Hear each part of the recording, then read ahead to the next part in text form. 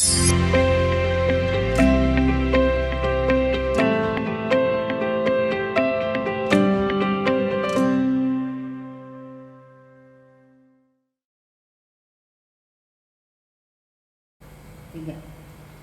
Tuhan, Shalom jemaat Tuhan yang dikasihi oleh Tuhan. Puji Tuhan, hari ini kita bisa bertemu lagi, kita bisa berkumpul di dalam keluarga-keluarga kita karena memuji Tuhan, karena meninggikan Tuhan sebulan Tuhan sudah jaga dan pelihara kehidupan kita. Dan hari ini Tuhan juga sudah menyertai kehidupan kita. Mari kita mau bersekutu kepada Tuhan.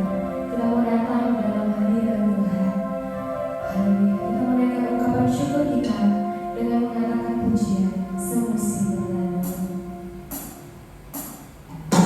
Haleluya.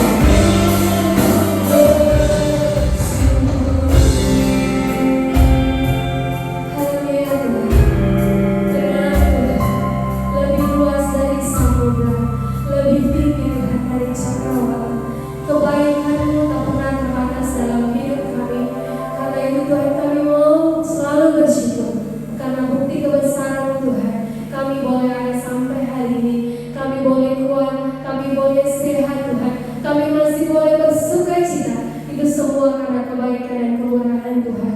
Pada hari ini Tuhan, kami mau terus memuji dan memuliakan nama Tuhan. Kami akan meninggikan nama-Mu ya Tuhan. Untuk itu Tuhan Yesus, kami minta Engkau hadir di tempat ini. Engkau hadir dalam setiap keluarga-keluarga kami, dalam setiap rumah-rumah tangga kami Tuhan. Biarlah Tuhan, setiap puji-pujian yang kami naikkan ini Tuhan, menjadi dupa yang berbau harum di hadapan-Mu ya Bapa. Ini hidup kami serahkan dalam tangan kasih-Mu, dan kami membuka ibadah kami ini dari awal pertengahan hingga pada akhirnya Tuhan. Mau jadi hanya di dalam nama Tuhan Yesus. Dalam nama-Mu kami berdoa. Haleluya. Amin. Puji Tuhan. Kita mau terus bersuka cita. Amin. Haleluya. Kita mau katakan, aku ingin selalu berada di hadirat-Mu. Haleluya.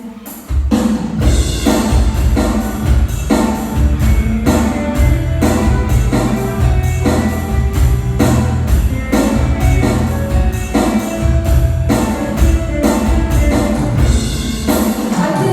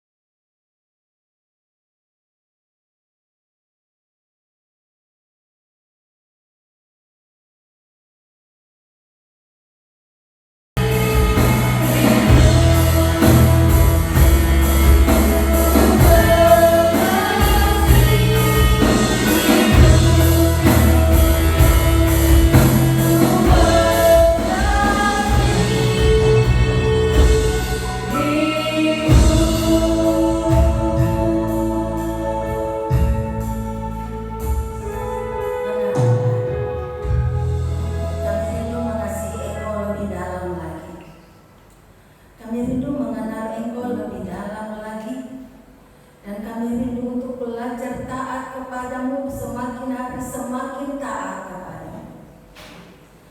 Tuhan, tolong kami, kuasai hati, pikiran, dan perasaan kami, dan biarlah kami boleh belajar kebenaran firman-Mu, dan firman-Mu yang akan kami dengarkan pada pagi hari ini akan tertanam di dalam hati kami, bertumbuh dan berbuah dalam kehidupan kami hari lepas hari, sehingga semakin hari kami semakin serupa dengan Engkau. Hamba-Mu yang akan menyampaikan kebenaran firman-Mu sangat terbatas ya Tuhan, tetapi biarlah Engkau sendiri yang akan berbicara melalui hamba-Mu, mengurapi hamba-Mu, sehingga setiap benih firman-Mu akan dapat disampaikan dengan baik, dan jemaat-Mu diberkati, dan hamba-Mu sendiri juga menjadi saluran berkat-Mu yang baik buat seluruh sidang jemaat. Berbicara melalui kami ya Tuhan, karena kami siap mendengar. Haleluya.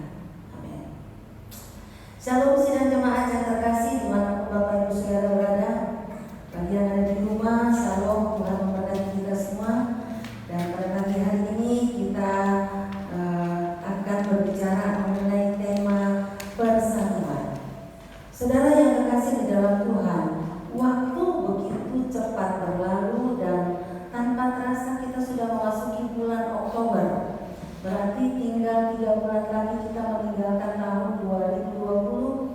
Tetapi saya melihat bahwa di sepanjang tahun 2020 ini, walaupun ada banyak tantangan, ada banyak masalah, tapi sampai hari ini Tuhan menyertai kita.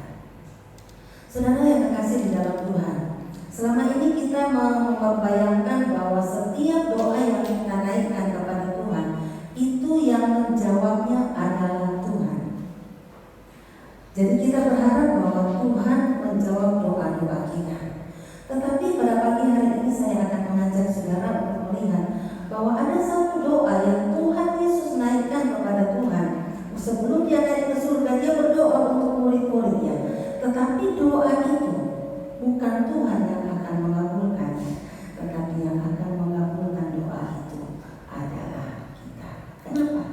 Mari kita akan buka di dalam Alkitab kita, Injil Yohanes pasal yang ke-11,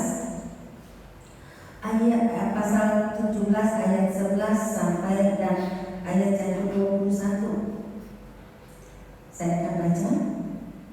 Injil Yohanes pasal 17 ayat 11, di situ dikatakan, Aku tidak lagi ada di dalam dunia, tetapi mereka masih ada di dalam dunia. Dan aku datang kepadamu ya Bapa yang kudus, peliharalah mereka dalam namamu, yaitu namamu yang Engkau berikan kepadaku, supaya mereka menjadi satu sama seperti kita. Ayat yang ke-21, supaya mereka semua menjadi satu sama seperti Engkau ya Bapa di dalam aku dan aku di dalam Engkau, agar mereka juga di dalam kita, supaya dunia percaya bahwa Engkaulah yang telah mengutus aku. Saudara yang terkasih di dalam Tuhan, dari ayat-ayat ini kita melihat bahwa sebelum Yesus naik ke surga, dia berdoa kepada Bapa, dan salah satu isi doanya adalah supaya murid-muridnya bersatu. Nah, siapakah yang akan mewujudkan doa ini? Tuhan mengatakan pelihara mereka. Jadi Yesus minta kepada Bapa di surga supaya Tuhan memelihara kita sementara kita hidup. Kita bersatu. Dengan kata lain, supaya kita bersatu ini bukan Tuhan yang mengabulkannya, tetapi itu kita yang harus mewujudkan persatuan itu. Saudara, kalau tema kita bulan ini adalah persekutuan, saya merenungkan persekutuan dan persatuan itu sebenarnya identik. Persekutuan adalah beberapa orang yang berkumpul bersama-sama dan punya tujuan yang sama dan bergerak bersama-sama untuk mewujudkan tujuan itu. Dan bersatu juga adalah sesuatu di mana ada beberapa orang yang menjadi satu. Karena apa? Yang membuat kita bersatu adalah kita memiliki tujuan yang sama. Oleh karena itu, saudara yang terkasih di dalam Tuhan, baik buruknya suatu persekutuan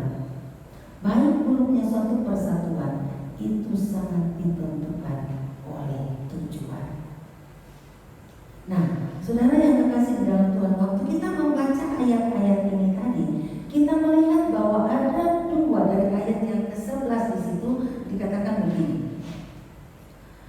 Aku tidak ada lagi di dalam dunia ini, tetapi mereka masih ada di dalam dunia, dan aku datang kepadamu ya Bapa yang kudus, peliharalah mereka dalam namamu, yaitu namamu yang telah engkau berikan kepadaku, supaya mereka menjadi satu sama seperti kita. Dari ayat ini dan ayat 21 kita tahu bahwa ada dua jenis persekutuan yang harus kita bangun dengan sesama kita dan dengan Tuhan. Di sini dikatakan supaya mereka bersatu. Tetapi di dalam ayat yang ke-21 bukan hanya sesama mereka yang bersatu, tetapi mereka bersatu dengan kita. Artinya kita sesama manusia ada persekutuan, ada persatuan secara horizontal, ada persekutuan dengan sesama manusia, dengan sesama saudara seiman kita. Tetapi pada saat yang sama kita tidak bisa mengabaikan persekutuan yang lain, yaitu kita harus ada persekutuan yang vertikal dengan Tuhan. Itulah bentuk salib. Kita ada berhubungan, membangun hubungan yang harmonis dengan sesama kita, tetapi pada saat yang sama kita membangun hubungan yang harmonis dengan Tuhan. Nah, persekutuan yang seperti inilah yang Tuhan ingin kita bangun. Oleh karena itu Bapak Ibu Saudara yang terkasih di dalam Tuhan, pada pagi hari ini saya akan mengajak saudara untuk melihat di dalam Alkitab. Ada persekutuan-persekutuan yang sangat dirindukan oleh Tuhan, tetapi pada saat yang sama ada persekutuan yang tidak disukai oleh Tuhan, sampai Tuhan harus menghancurkan persekutuan ini. Supaya kita menilai persekutuan-persekutuan yang kita bangun, itu persekutuan yang berkenan kepada Tuhan atau persekutuan yang kita bangun saat ini itu tidak berkenan kepada Tuhan. Mari saudara, kita melihat bahwa satu hal yang sama Tuhan rindukan, Tuhan Yesus rindukan, bahkan ini pesan yang disampaikan supaya kita bersatu. Dengan kata lain, salah satu kerinduan Tuhan Yesus adalah supaya murid-muridnya bisa bersatu. Nah, tetapi pada saat yang lain kita buka di dalam Alkitab kita, di dalam kitab Kejadian pasal 11, kita lihat di situ mengenai menara Babel. Kisah menara Babel diceritakan bahwa pada waktu itu mereka semua bersatu. Ya, kita lihat pasal 11, ayat Kejadian pasal 11 di situ. Adapun seluruh bumi satu bahasa, tidak satu logatnya. Maka berangkatlah mereka ke sebelah timur dan menjumpai tanah datar di sana Sinar, lalu menetaplah mereka di sana. Mereka berkata seorang kepada yang lain, marilah kita membuat batu bata dan membakarnya baik-baik, lalu bata itu kita pakai, itulah dipakai mereka sebagai batu dan tergala-gala sebagai tanah liat. Juga kata mereka, marilah kita dirikan bagi kita sebuah kota dengan sebuah menara yang puncaknya sampai ke langit, dan marilah kita cari nama supaya kita jangan terserak ke seluruh bumi. Kalau kita melihat ayat-ayat ini, kita melihat bahwa manusia pada saat itu bersatu sangat kompak. Tetapi kekompakan mereka, persatuan mereka tidak berkenan kepada Tuhan. Sampai akhirnya Tuhan berkata begini, lalu turunlah Tuhan untuk melihat kota itu dan menara yang didirikan oleh anak-anak manusia, dan Ia berfirman, mereka ini satu bangsa dan satu bahasa untuk semuanya. Ini barulah permulaan usaha mereka. Mulai dari sekarang, apapun juga yang mereka rencanakan tidak ada yang tidak dapat terlaksana. Baiklah kita turun mengacau balaukan di sana bahasa mereka, sehingga mereka tidak mengerti lagi bahasa masing-masing. Saudara, kalau kita melihat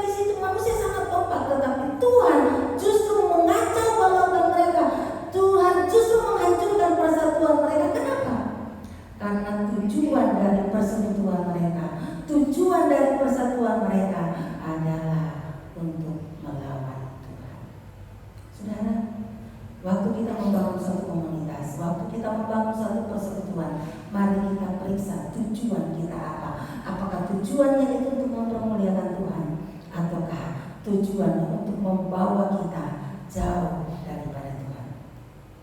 Saudara, mari kita melihat di peristiwa Menara Babel ini, kenapa Tuhan mengacaukan mereka. Saudara-saudara, kalau belajar sebelumnya kita mengingat ada satu peristiwa di mana Tuhan menghukum bumi karena mereka jahat, mereka tidak taat, dan Tuhan menghukum seluruh manusia, menghukum seluruh bumi dengan mendatangkan air bah. Nah, dari air bah itu tidak ada orang yang selamat selain dari keluargamu. Bahkan mereka yang naik ke gunung, mereka yang naik ke tempat yang paling tinggi pun, mereka semua jatuh ke dalam penghukuman Tuhan. Nah, sesudah peristiwa itu, mereka manusia mulai berpikir, kita akan mendirikan satu menara yang ujungnya sampai ke langit, supaya waktu Tuhan menghukum bumi lagi dengan air bah, maka mereka bisa terhindar dari hukuman Tuhan. Perhatikanlah saudara, kelihatannya tujuannya baik, tetapi tidak baik di mata Tuhan. Mereka bersatu untuk apa? Untuk berusaha untuk menghindar dari penghukuman Allah, menghindar dari seolah-olah ingin mengatakan kepada Tuhan, Tuhan kami bisa mengatasi semua yang Kau lakukan. Dan persekutuan itu dihancurkan oleh Tuhan. Oleh karena itu saudara, mari pada pagi hari ini, persekutuan yang seperti apa yang harus kita bangun? Persekutuan yang bagaimana yang harus kita bangun? Persekutuan yang harus kita kembangkan di sini seperti yang dikatakan oleh murid-murid Tuhan Yesus adalah supaya kita bersatu, supaya melalui persekutuan kita nama Tuhan dipermuliakan. Melalui persekutuan yang kita bangun, kita semakin hari semakin mengenal Tuhan. Kita semakin hari semakin bertumbuh ke arah Dia, menjadi sempurna di dalam Tuhan. Nah saudara, di dalam gereja kita ada beberapa persekutuan, komunitas yang kita sedang bangun untuk bisa membangun persekutuan yang diinginkan oleh Tuhan. Di gereja kita ada komisi-komisi sekolah minggu, supaya anak-anak sekolah minggu ini bisa bersekutu, bersama-sama bertumbuh. Ada komisi tunas remaja, ada komisi kaum muda, ada komisi kaum pria, ada komisi kaum wanita. Tetapi pada saat yang lain ada komsil, ada KKA yang kita bangun. Semuanya bertujuan untuk apa? Kita boleh sharing firman Tuhan, kita boleh saling menguatkan, kita boleh saling membangun satu sama lain. Oleh karena itu, mari saya mendorong seluruh sidang jemaat untuk kita bergabung dalam komunitas-komunitas itu. Yang anak-anak muda bergabunglah ke kaum muda, yang tunas remaja bergabunglah ke tunas remaja, yang ibu-ibu mari bergabung ke kaum wanita, yang mungkin tidak sempat bergabung ke situ, mari kita masuk dalam KKA yang ada di sekitar rumah kita. Dengan ada KKA, dengan ada komunitas seperti itu, kita bisa bertumbuh satu sama lain. Kita bisa berbagi, saling berbagi pengalaman, saling menyaksikan kasih dan pertolongan Tuhan. Oh saudara yang kekasih di dalam Tuhan, waktu saya melihat ini, waktu saya merenungkan ayat-ayat ini, saya sangat diberkati bahwa Tuhan itu memelihara kita. Kita kembali baca di dalam Injil Yohanes pasal 11 ayat 17 ayat 11 tadi di sana dikatakan,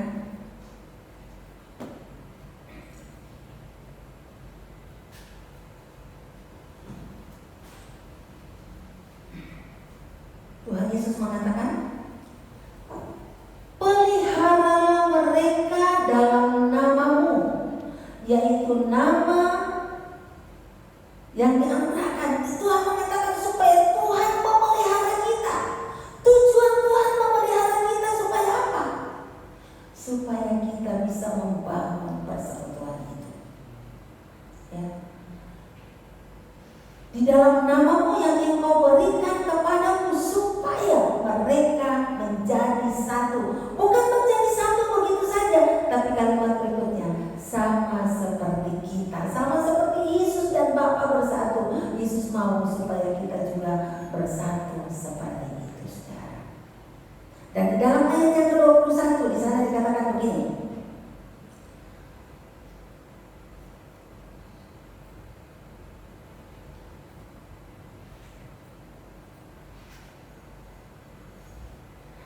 Supaya mereka semua menjadi satu sama seperti Engkau ya Bapa di dalam aku dan aku di dalam Engkau, agar mereka juga di dalam kita, supaya dunia percaya bahwa Engkau lah yang telah mengutus aku.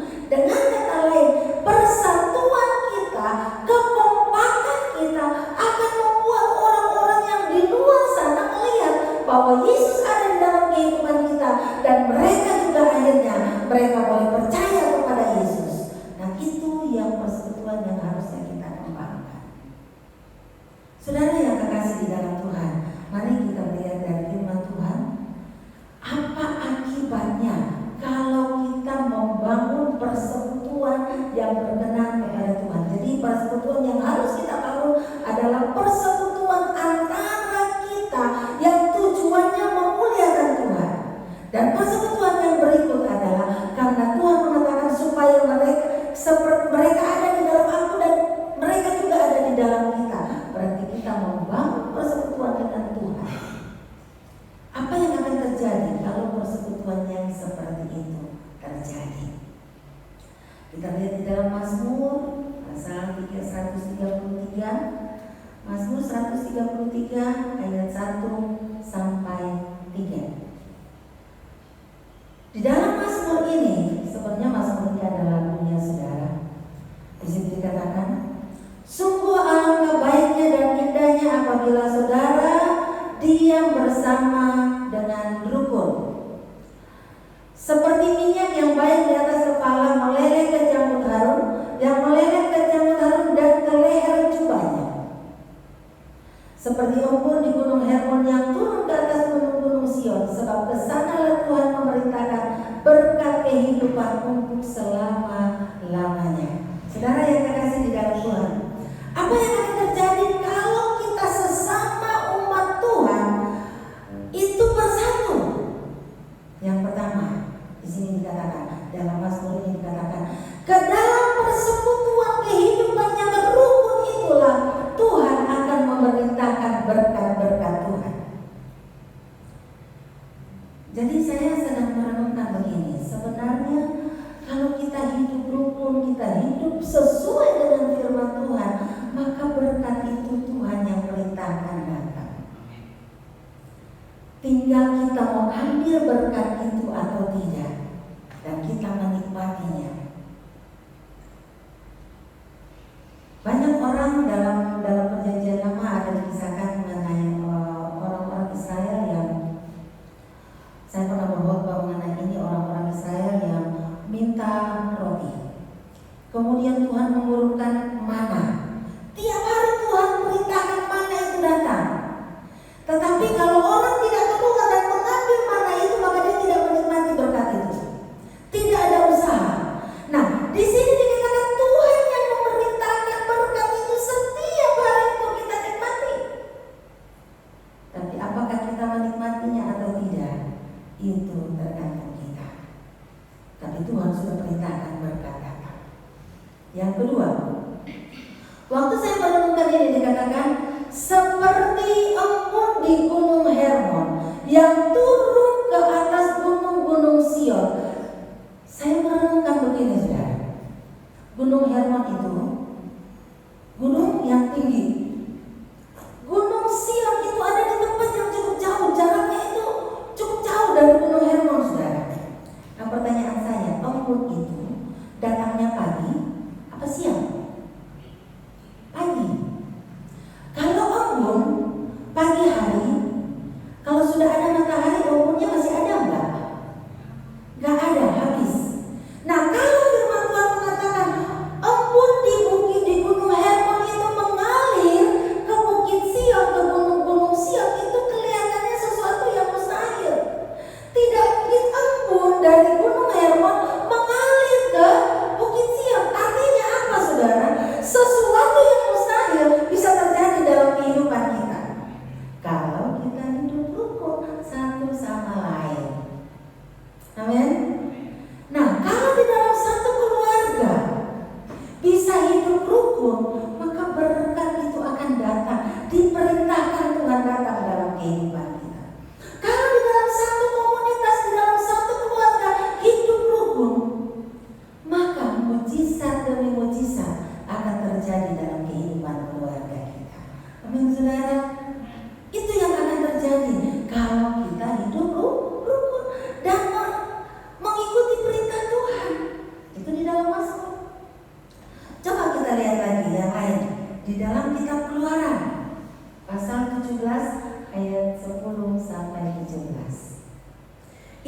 mengisahkan tentang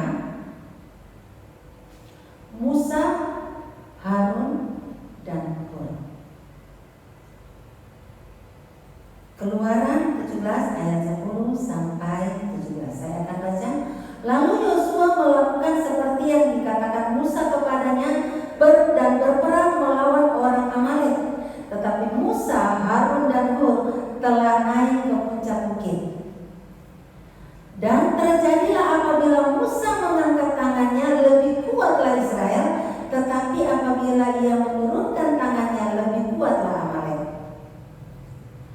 Maka penatlah tangan Musa, sebab itu mereka mengambil sebuah batu, diletakkannya di bawahnya supaya ia duduk di atasnya. Harun dan Hur menopang kedua belah tangannya, seorang di sisi yang satu, seorang di sisi yang lain, sehingga tangannya tidak bergerak sampai matahari terbenam. Demikianlah Yosua mengalahkan orang Amalek dan rakyat dengan mata pedang. Saudara yang kekasih di dalam Tuhan, kita melihat di sini digabungkan antara persekutuan, kesatuan antara sesama manusia dan kesatuan dengan Tuhan. Waktu Musa mengangkat tangannya, berarti dia sedang membangun hubungan persatuan dengan Tuhan. Tetapi waktu itu dia tidak sanggup sendiri. Coba saudara bisa mengangkat tangan 1 jam aja, kira-kira sanggup nggak saudara? Enggak ya? Perlu ada orang yang menopang. Bayangkan Musa dari pagi di situ, dan kalau dia tangannya turun, kalau dia sudah capek, tangannya turun, maka orang Israel kalah. Tetapi akhirnya Yosua dan Hur melihat, waduh, Musa tak bisa. Kemudian mereka mulai bekerja sama, mereka bersatu bahu membahu mendukung Musa. Nah, mereka ambil batu, suruh duduk Musa dulu. Kemudian mereka kiri kanan pegang tangannya Musa, sehingga tangan Musa tidak pernah turun. Dan karena tangan Musa tidak pernah turun, kemenangan menjadi milik para Israel. Saudara dalam Tuhan, dalam kehidupan kita sebagai orang percaya, kita terus diperhadapkan dengan peperangan rohani. Kita terus diperhadapkan dengan tantangan demi tantangan dalam kehidupan kita, diperhadapkan dengan masalah demi masalah. Oleh karena itu kita perlu saling bahu-membahu dan terus membangun hubungan kita dengan Tuhan. Karena dengan kebersamaan kita menjadi kuat. Tetapi dengan pertolongan Tuhan, masalah kita bisa teratasi. Amin saudara. Mari kita membangun hubungan yang terus menerus dengan sesama kita. Sebisa-bisanya kita membangun hubungan, sebisa-bisanya kita menghindari semua yang bisa menimbulkan konflik di antara kita. Jangan sampai masalah uang menjadi salah satu sarana untuk memecah belah kita. Jangan sampai harta warisan membuat kita bentrok dengan saudara kita. Jangan sampai masalah sepele saja kita jadi kacau dengan sesama kita. Mari kita bangun, tetap menjaga persatuan kita, tetap menjaga hubungan yang manis antara kita, supaya dengan demikian persatuan kita di dalam Tuhan menjadi kuat. Tetapi jangan lupa, kita terus juga membangun hubungan pribadi dengan Tuhan. Saudara, saya akan mengakhiri dengan ayat ini, saudara. Di dalam kitab Kejadian tadi, di situ Tuhan Yesus mengatakan, saat ini mereka semua bersatu. Mulai dari sekarang, apapun yang mereka rencanakan, tidak ada yang tidak dapat terlaksana. Dengan kata lain, Tuhan sedang mengatakan bahwa di dalam persatuan ada kekuatan yang besar. Di dalam persatuan ada kekuatan yang besar. Oleh karena itu, jangan abaikan persatuan, tapi kembali periksa tujuan dari persatuan kita. Saudara, kita semua suka nyapu, bukan? Kita suka pakai sapu. Kalau saya ambil 1 lidi atau 2 lidi saja, saya pakai nyapu halaman. Kira-kira berapa lama baru halaman saya bersih?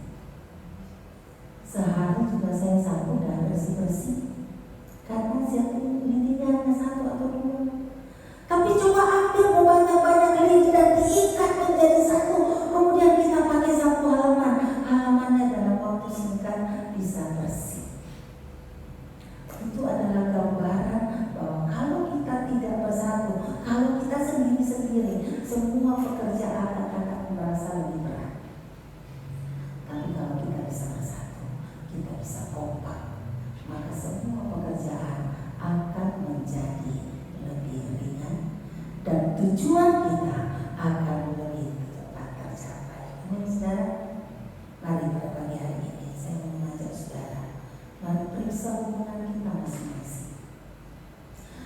periksa hubungan kita dengan suami istri, periksa hubungan kita dengan anak-anak kita, periksa hubungan kita dengan tetangga kita, periksa hubungan kita dengan sesama jemaat Tuhan, periksa hubungan kita. Seandainya ada sesuatu yang mengganjal, yang menjadi penghalang, kita singkirkan itu. Seringkali keegoisan menjadi penghalang untuk kita menjadi satu. Mari kita tanggalkan keegoisan kita dan kita praktekkan firman Tuhan yang mengatakan dalam Filipi, hendaklah dalam hidupmu bersama menaruh kepentingan yang lain lebih utama dari kepentingannya sendiri. Mari kita akan tunduk Allah. Kita merenungkan kebenaran firman Tuhan ini. Saya tidak tahu apa yang menjadi penghalang dalam kehidupan saya, tetapi satu hal yang saya tahu, bahwa apapun yang terjadi, Tuhan ada di dalamnya. Mari kita selalu bersandar, kita berharap kepada Dia. Kalau seandainya kita ada tantangan, kalau seandainya kita ada masalah, sadarlah bahwa Tuhan sedang memproses saya. Jangan katakan Tuhan sedang memproses dia, tapi Tuhan sedang memproses saya. Saya mengoreksi diri saya apa yang Tuhan sedang mau benahi dalam hidup saya. Dia sedang membentuk karakter saya. Terima kasih Tuhan. Terima kasih Yesus. Bapa Surgawi, pada pagi hari ini Tuhan, kami bersyukur kepada-Mu. Karena Engkau adalah Allah yang tidak pernah meninggalkan kami. Engkau adalah Allah yang selalu ada bersama-sama dengan kami. Engkau Allah yang selalu memelihara kami dan mencurahkan berkat-Mu di tengah-tengah kami.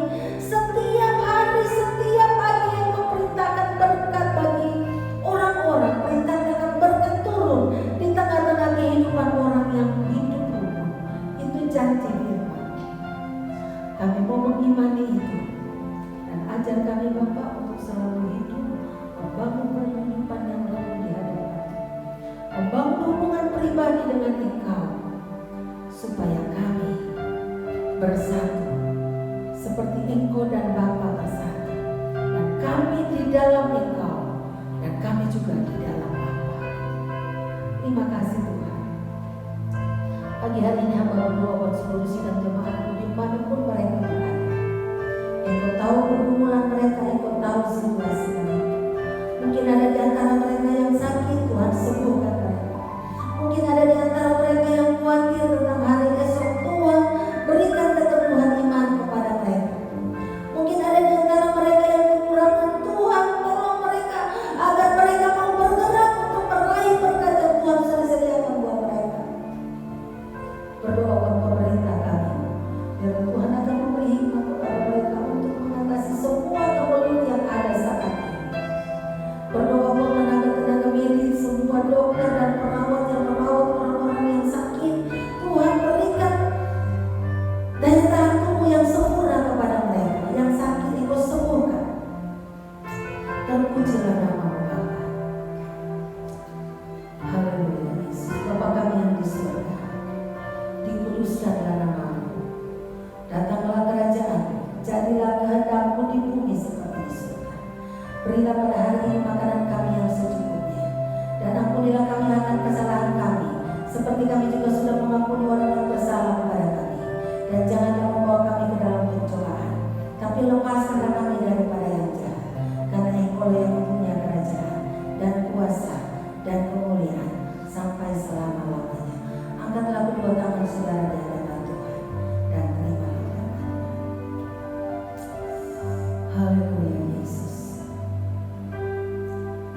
Kiranya damai sejahtera Allah yang melampaui segala akal menguasai hati, pikiran dan perasaan saudara mulai hari ini dan seterusnya.